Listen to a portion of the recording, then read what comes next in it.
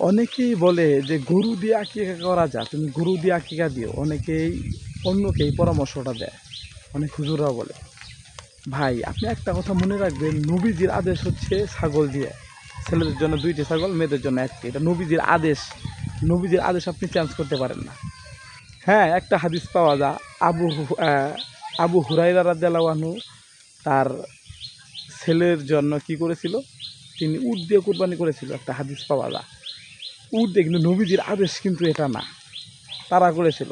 আপনি আরও যদি হাদিস পড়লেন দেখবেন যে আরও সাহাবী বলে যে আমার ছেলের জন্য আমি উট কুরবানি করবো, আকিকা দেওয়ার সময় উট কুরবানি দেবো। তখন আয়েশা রাদিয়াল্লাহু আনহা এই যে কথাটা শুনে ফেলার পরে বলে, তুমি কেন নবীর সুন্নতকে তুমি চেঞ্জ করতে চাইতেছ?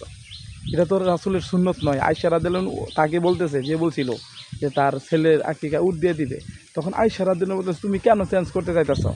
এটা তো নবীজির সুন্নত না। নবীজির সুন্নাহ হলো বকরি দিয়ে, ছাগল দিয়ে। ছেলের জন্য 2টি, মেয়েদের জন্য 1টি। তুমি কেন চেঞ্জ করতে চাইতেছ? এটা নবীজির সুন্নত নয়। আয়েশা রাদিয়াল্লাহু আনহুই বাধা দিছিল। আপনি এগুলো হাদিস পড়েন নাই?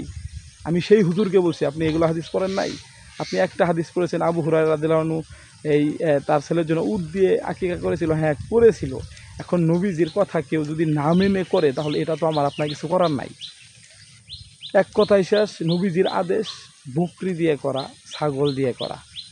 ছেলের জন্য 2টি, মেয়ের জন্য 1টি। আপনি যদি গরু দিয়ে করেন তাহলে এটা সুন্নত হইল না, আপনি সুন্নত পালন করলেন না, নবীজির আদেশটা পালন করলেন না।